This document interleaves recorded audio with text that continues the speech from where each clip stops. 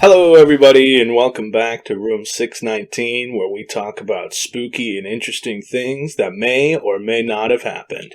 I'm Joey. And I'm Ryan. And together we make up one functioning human being. Today's episode of Room 619 is about embalming. But first, I'm excited to say that we have a new theme song, thanks to my friend Max. Shout out to Max. You're pretty poggers, dude. Thanks, Max. And also, before we get into the meat and potatoes of the episode, Ryan, after our Lake Champlain monster episode, went out in the field to find Champ himself. What were your results, my man? We got a recap, and oh boy, is it a doozy. So let me paint the scene a little bit for this. So our hotel room, all right, was fucking gorgeous view. The prettiest thing I've ever seen. Overlooked the whole lake. You could is water until it was like the other side of the border, but it was a lot of water. You could see the whole thing, right? It sounds awesome. I sat there, I shit you not, for probably like 2.5 hours just looking for him. Okay. Didn't see shit. Didn't see anything. Saw some cool waves. But that was like the first night we got in there. So we went out to dinner. Amazing dinner. Shout out to Doc Powers in Stowe, Vermont. Your food's great. Yeah, sure. I have no opinion. So after... Fair enough. Just trust me, it's great. But so the next morning I was like, we're going to wake up super early and we're going to go champ hunting. We're going to listen for bullwagga. Bullwagga! Well, don't you know, I slept through all the alarms and I didn't hear shit. Okay. So, right. I didn't find Champ, but he's out there. And I got a really cool mug that said, well, I still believe in me. And it's got a picture of Champ on it. You really slept through every alarm? I think my girlfriend set one. And she woke up for it. Right. She was awake and ready to go. And I was like, dude. No. What kind of field research is that? I was really hoping for a big update, you know. It's been a while, you know. It really feels like it's been like a month since we recorded last. It basically has. Yeah, I mean, I've moved a whole different state big now. Big moves, big things. It's been wild. Big things coming. Big money moves, but do you have anything else for like housekeeping topics we need to bring up, or just want to dive into it? That's pretty much for housekeeping until the end. All right, so like I said at the beginning, we're going to be talking about embalming, but I wanted to start with a short history lesson just to help those who may not know what embalming is catch up, you know. I'm a big ketchup guy. Fuck mustard. What's wrong with mustard? Fuck mustard. Listen, we're not going to have another eel situation, okay? We don't... I didn't see any eels either, just for the record. We don't need mustard gate on our hands as well as eel gate, okay? Embalming is the process of preserving the body after death to help prevent the decay of the body. And the most commonly form of embalming comes from ancient Egypt. I'm sure everyone knows about mummies. And with their form of mummification, they remove the organs from the body and remove any trace of moisture from the body and they cover the body with a substance called natron for about 70 days. And that acts as a drying agent and removes moisture from the body, and that helps preserve it as well. So it's kind of like how they make beef jerky. Yeah, kind of. Yeah, that's part of what natron is. Natron's kind of a complicated mixture of things, but it is naturally occurring. And they'd also make use of linen wrappings that were soaked in embalming oils made from conifer resin and aromatic plant extracts. And that's where we get the idea of, like, the mummy and, like, all the movies and stuff, you know, is those wrappings. Oh, yeah, like the movie The Mummy. Yes, exactly. Just like the movie The Mummy. Who is that? Brendan Fraser?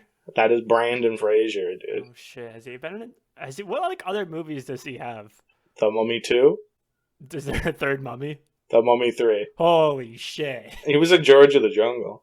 Holy shit. He's on one of those, like, Hollywood blacklists now, though. We don't have to get into that. Okay. Can't believe there's so many mummy movies. It's okay. They're alright, you know. The first one's kind of legendary. The second one's kind of, like, I don't know about this. Did they really need to CGI The Rock as a scorpion? I don't know. Wait, wasn't that the Scorpion King The Rock was a scorpion? See, now, the Scorpion King's first appearance is in The Mummy 2. Wait, that's like the Marvel universe? Yes. Holy shit. The Mummy Cinematic Universe. Holy shit. Yeah. They had big plans, and you can look at, maybe that'll be another episode. Who knows? You can look into it on your own. But for the Egyptians, preservation of the body was an important step in their culture for having a good afterlife. And as Egypt began to prosper, their burial practices began to be more and more elaborate, especially like with the wealthy, hence the pharaohs and the pyramids. Yeah, I mean the pyramids were a little extra. They're a little extra, A little bit much for my taste. I'm more of a subtle guy, but Hey, sure. Just throw me in a hole, honestly. honest, throw me in the fucking river. I don't care. I'm not picky. But so this dates back to Egypt's first dynasty in the 3200 BCE. So that's just a little bit about Egyptian mummies.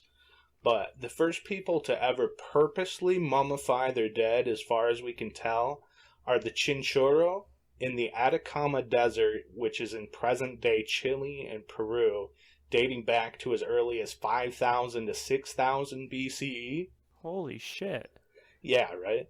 And they were known for their fishing and for preserving the bodies of every person who died, including their elderly, children, infants, and there were even cases of mummified, like, miscarriages. Damn, they're fucking embalming everything. And children and babies apparently were the most, like, elaborately mummified.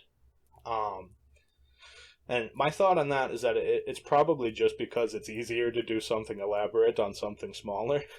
But it could have also been an emotional thing. I couldn't really find any info on why the children were mummified more elaborately than adults. So there's basically the essentials of what embalming is and a little bit of the history on it. But my main focus for today is going to be about a lesser-known form of embalming called Soku Shinbutsu. What? And it's been observed in an offshoot of Buddhism called Shugendo, and originates from the 7th century. Okay. So, Shugendo is a highly syncretic religion, meaning it takes beliefs and ideologies from many religions and makes it its own kind of thing. And it's full of ascetic practices as well, meaning abstinence of pleasures in order to pursue their spiritual goals, similar to traditional Buddhist views. However, at least hundreds of monks of Shugendo attempted to take these ascetic practices even further through Soku Shinbutsu, which is an embalming process that starts while you're still alive. Why? What? You'll see, dude. Okay. Okay. It's a slow burn. I'm reeling you in. And I'm hooked. Yeah, exactly. Hook, line, and sinker already. So, of the hundreds of attempts that have been recorded, only about 24 are known to have been successful. It is a grueling process in which you take on a very strict diet called mokujiki, which literally means eating a tree. They'd eat only pine needles, tree resins, bark, and seeds found in the mountain forest surrounding the temples. And this strict diet eliminates all the fat in their body. That's kind of like my diet, but the opposite. Yeah, same. Instead of tree bark and stuff, it's just Mountain Dew, pizza pockets, DiGiorno, hamburgers, Wendy's. Exactly. To be particular. What can I do to make as much fat on me as possible?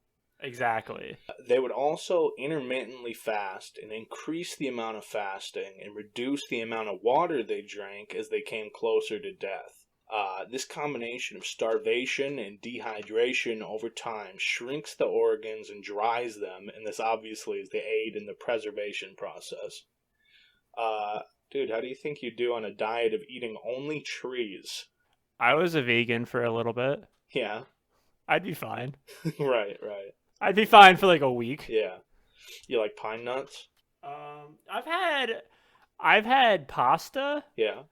With what is it, beef? No, I had vegan beef with pine leaves in it. Okay. And it tasted like shit. Okay. But I believe you.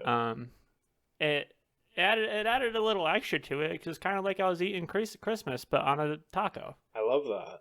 I didn't. Another important step in their embalming process is drinking a thing called urushi tea. Urushi is a plant commonly known as the Japanese lacquer tree and the varnish tree. So, drinking this tea made from the tree literally would lacquer their insides and preserve their now shriveled and dehydrated and malnourished organs. And not only is this plant used as a lacquer for like furniture and floors and things, it's also very poisonous. So much so that it's said that the flesh of those who drink this tea becomes so toxic that even maggots won't eat it, eliminating another way their bodies could have been broken down or decomposed. They're just thinking of every little step along the way, Exactly. huh? They're thinking of everything. Wow. It's a real commitment. Also in my head that keeps playing is tea from the tree. Just say that like 5 times fast. Tea from the tree, tea from the tree, tea from the tree, tea from the tree, tea from the tree. See, it's not hard, but isn't it fun to say? No. I had fun listening to it at least. Nice. It really is a grueling process, and it's a process that's said to have lasted at least 3,000 days for it to work properly. Holy shit. That's over 8 years of eating nothing but trees and drinking poisonous tea. So, like, these monks, the Shugendo monks, were really committed to this ascetic lifestyle. They just do not fuck around. Yeah, it's a serious life decision. Holy shit. The last, like, eighth of your life, last tenth of your life was just, like, miserable. Well, I mean, the rest of it's been pretty fucking miserable, too, so far. Yeah. And there's another step to this, as well as, eating trees, drinking poisonous tea. But there's another final step. So, the final step of this self-embalming ritual kind of varies from attempt to attempt, but there's a few, like, commonalities between the rituals. And this step is essentially being buried alive while in meditation. And some of them were buried in coffins, some in underground tunnels, some in a pine wood box full of salt. But each of these things came with a bamboo tube leading in so they could breathe, and a bell to signal that they were still alive underground. And the day that the bell would stop ringing is the day that their fellow monks would remove the breathing tube and seal up the ground or tunnel or whatever they were buried in and leave them there for 1,000 days. Just imagine you wake up real early in the morning. Like, I imagine these guys wake up at like crack of dawn, if not earlier. Sure, yeah. You take a walk around. It's like clockwork every single time you hear the ding, ding, ding. All right, Ryan's still alive down there. He's chilling. He's having a good time. He's fine, right? He's meditating. He's doing great. We'll check it. We'll check back in tomorrow. And then the next day you wake up, same thing. Ding, ding, ding. He's still alive down there. He's holding out like a champ. And then the next day, nothing. No more breathing tube for Ryan. Fuck him. Take it out. He might have been late. Fuck him. I got shit to do today. He might have been late. He could have slept in that day. You never. Fuck him. I got shit to do. Let's take it out. I don't want to deal with this. Take out the tube. We're sealing it. Fuck him.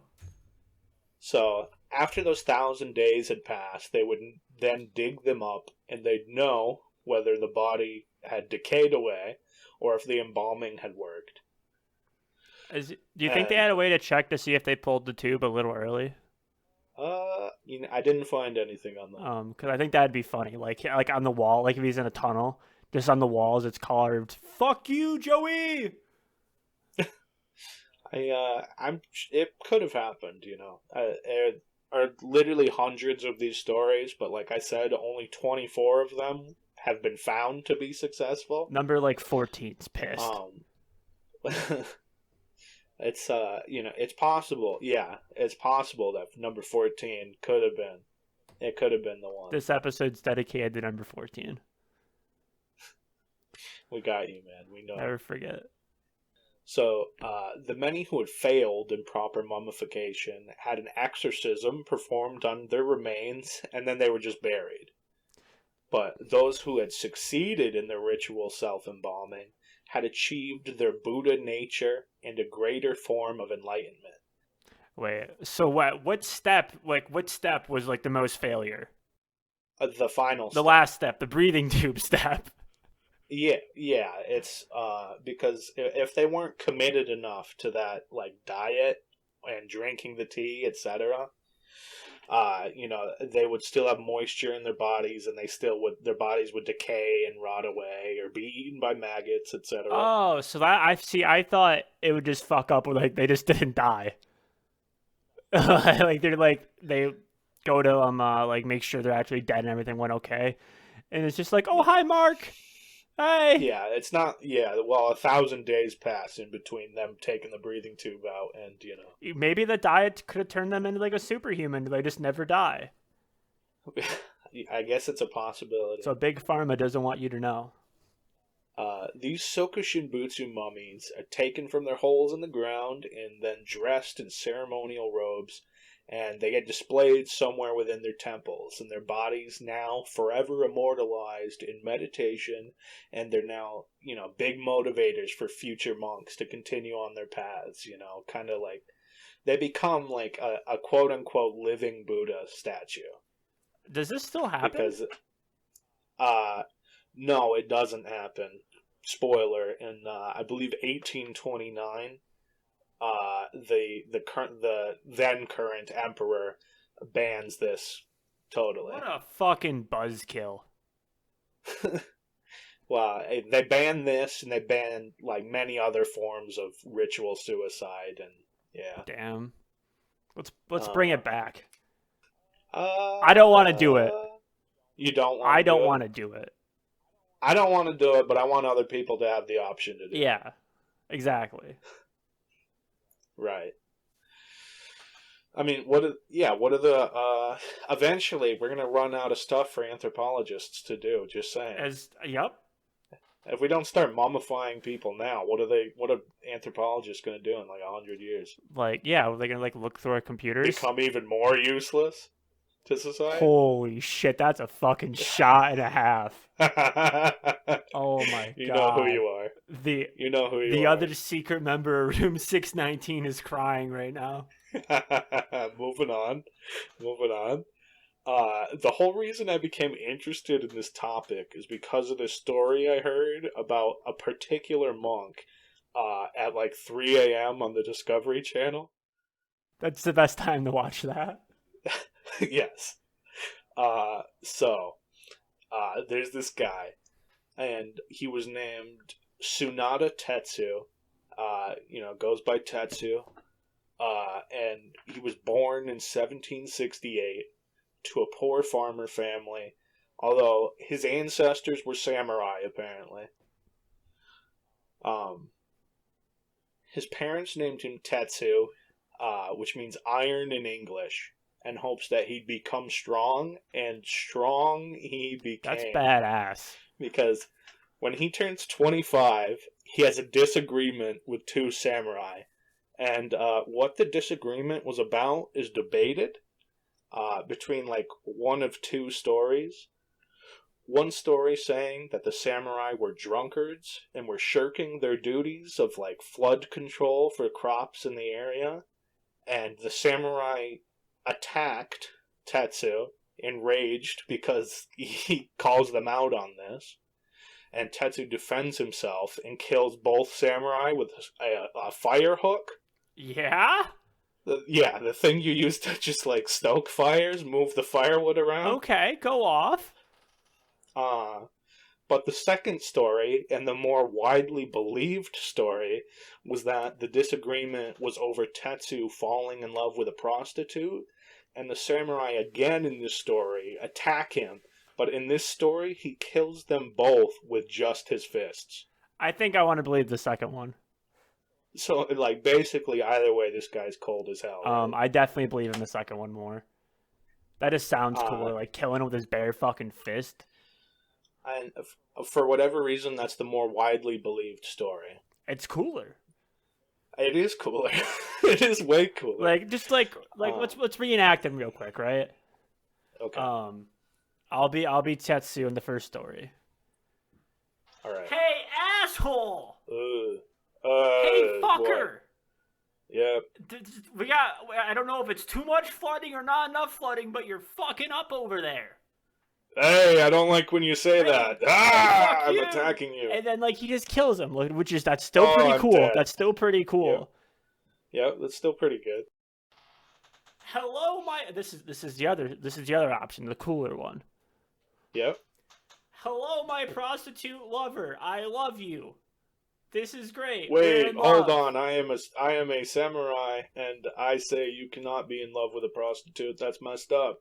And now I'm going to kill you. No. Swing sword. Punches in the fucking head. I am dead. He's dead Hey, now. hold up. I am another samurai. That was not cool. Attacks you. And not for long you're a samurai, because he punches him in the head too. Oh my god, I'm dead. You know, both those actually sound cool. I'm impartial. After acting them out, I'm impartial about both of them. They're both kind of badass. I think they both were pretty badass, actually. I think that was probably the best reenactment we could have done of that. I'm proud of us. Yeah. Put us on Broadway, baby. So obviously killing samurai is a criminal offense, but he knows the loophole. He knows the way loophole? To get out of the situation. There is a loophole. And he knows his one way to get out of this situation is to join a temple where he can obtain sanctuary and become a monk. And he doesn't just fake becoming a monk to get away from the law. He puts his all into this and like really devotes himself to the temple. Maybe he just found his calling. So maybe he just like found his calling. He was always meant to be a monk. Maybe he just found his happy place. I think he really did find his calling. He wasn't meant to be a farmer boy killing samurai. He was meant to be a monk. So listen to this. While he was training, the prostitute he had fallen in love with came to find him, crying and asking stuff like how could he leave her, leave her and never come back? How could he not love her anymore? And he explains that he still does love her, but he has to dedicate his life to religion. He was training his spirit for all of mankind. That's cold, dude. Yeah, that's ice cold. Well, listen to this. She claims she knows what kind of man he was before all of this, and that she doesn't believe a word he's saying. So he told her to wait a minute, and then left for a brief moment. When he then returned holding a package and gave it to her, walked away again saying, "Forget about me." Is it going to be a dick in a box? As he walked away, holy shit, she opened the package to see that not only had he cut his own penis off, but also his own testicles and put them in the package. It's a dick in the box. Literally a dick in the box. Wow. Yes. And another crazy pit, like a crazy. I found this like in a side note in an article, like this isn't spectacular in and of itself. Apparently, this package of penis and testicles ended up moving around like town to town. Come one, come all. See the dick in a box. Balls too. And, it ended up drying out and like naturally preserving. Holy shit. And it ended up in the Nangaku Temple where it is kept as a saintly relic. We can go see this dude's dick? I'm not sure if it's still there, but it was there. How recently? 1700s? I'm sure it's still there. Could be. I'm sure it's fine. Let's take a field trip. Yeah, that'll be episode 47. That'll be my next field research, is to go see this guy's dick and balls. Episode 47, we go see Tetsu's cock and balls. So, Tetsu changes his name to Tetsu Monkai and earns the title of Holy Man through many selfless deeds he performs over the years. One notable story was when he gathered around 10,000 volunteers himself to build a road from a town to a port to open up the area for trading opportunities. That's a fucking salesman right there, getting that many people. Yeah. And another notable story being that while traveling through Edo, which is now Tokyo, he found an outbreak of a disease that was making people in the area blind. Tetsu Monkai was educated in herbal medicine, but that was not enough to cure the people of their blindness or make the disease go away. And his training as a monk gave him the strength to perform a prayer for the cure. He went to the Sumida River that runs through present-day Tokyo and cut out his own eye and cast it into the river in a prayer. What is it with this guy and self-mutilation? Yes. Well, that's the thing. It's widely believed in religions around the world that a sacrifice of some sort must be made if you want your prayers to come true. You know, words alone are not powerful. Is he just like more the merrier? Well, it's like you have to be serious about your prayers. You have to take them seriously, is what the thought process is. Like, your word alone is not powerful enough to like incur holy divine intervention. I feel like the cock and balls should have been enough, though. Well, that was totally unrelated. Oh, he just did that for funsies? Well, that was just to prove to that girl, that prostitute, that he was serious about what he was doing. The legend goes that this prayer was successful in ridding the area of the disease. You know, just gouging your eye out and saying a prayer. And there was divine intervention that cured this area of that disease, apparently. So, when Tetsu turns 60, he decides he wants to undergo the self-embalming process himself. The temple literature recorded him as saying, "As long as I have a body, even if I work myself to the bone, I can still bring salvation to mankind. But if I die, I can't. In order to continue bringing salvation to mankind, I must leave my body in this world and become a Soko Shinbutsu." That's a pretty nice quote. Yeah, it's all right. It's very profound.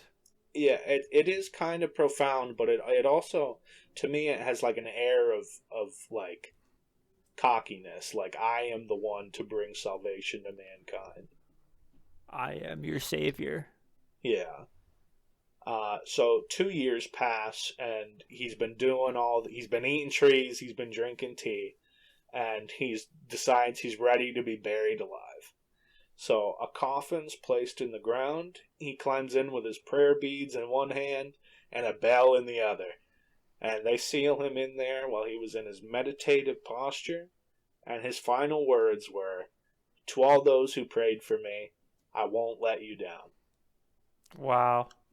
And the day that the bell stopped ringing, they dug up his body, and they dried him up further using candle fires and incense smoke, and then put him back in the coffin.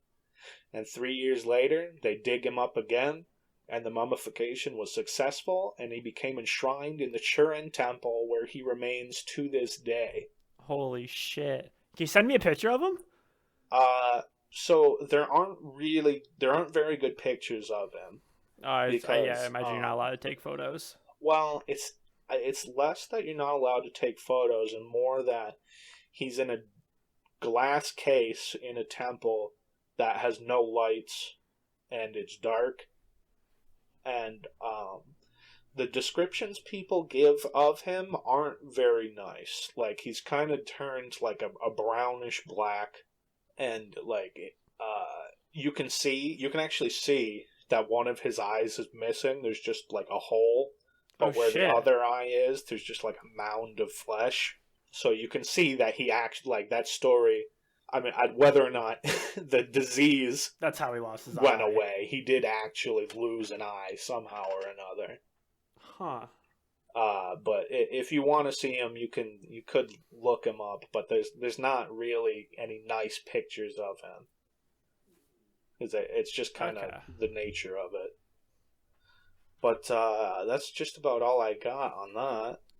What do you think? So I've been thinking a lot about my how I want to be preserved or anything when I go. This whole process seems like way too much work for me. Yeah, me too. Yeah. I think I'm still in the camp. Throw me wherever. Leave me on the side of the road. Maybe like if I get thrown on the side of the road, maybe like HBO will pick up on it and they can make a cool show about it, like, because no one will know how I got there. But that's a lot. People do a lot for religion. Yeah, it's certainly interesting, but you know they want to become one with Buddha. You know, he's not a bad guy to become one with. I do actually have one more thing, but I want you to take it with a huge grain of salt because it came from an episode of Ancient Aliens. Holy shit. Okay. Um, The most yes. reliable. So Yeah. one of their theories was that Buddha himself was an alien, right? Yeah. Because there's stories of him, Yeah. like when he went to cross a river, like he would just teleport to the other side instead of wading through the river, and they're like he must have been an alien, and Or he just had fucking ender yeah, pearls on him. exactly, right? Why didn't they think of that? But like their thought process is that these people undergo this embalming process because they think it's going to give them the same power as Buddha, because Buddha's an alien, and this is how you become an alien, apparently. I can go on this rant another time, but I fucking hate Ancient Aliens. It's an entertaining show. It's, you know what? I'm just gonna say it's It a is TV show. I think it's entertaining. I think it's really dumb in an entertaining way.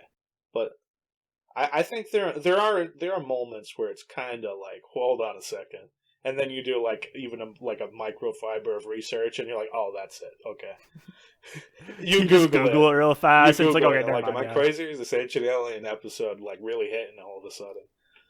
And they're like, no, we got you. You know, We're just pulling your leg. It's very easily Yeah. explainable. So I think that's probably where we're gonna leave it for today. Don't you think? That sounds good to me. You can check out our merch at redbubble.com, link in the episode description. And you can follow us on Twitter at twitter.com/619room. That's it. That's the name of our Twitter. That's our Twitter handle. We post some shit. You know what? I was saving this to the end for the real fans, right? I did see Champ. You did? I have a picture with him. No. And I'll post it on our Twitter. Okay. This is for all the people who listen to the end. You have to go check our Twitter at twitter.com/619room. And you'll see the picture of real Champ with co-host Ryan. With me and Champ, we're hanging out. Best buds now, actually. Thanks for listening, and we'll see you next time. Bye. Bye.